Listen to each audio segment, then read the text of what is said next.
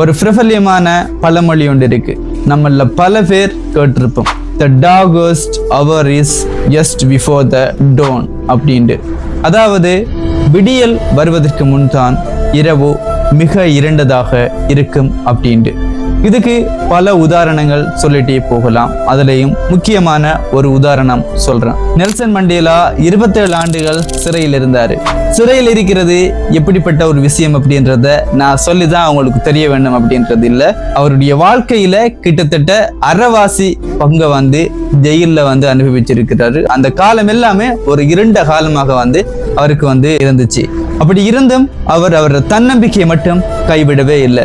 சிறையிலிருந்து வெளியே வந்த பிறகு அவர் தன் நாட்டினுடைய முதலாவது கருப்பின ஜனாதிபதியாகவும் ஆகிறாரு.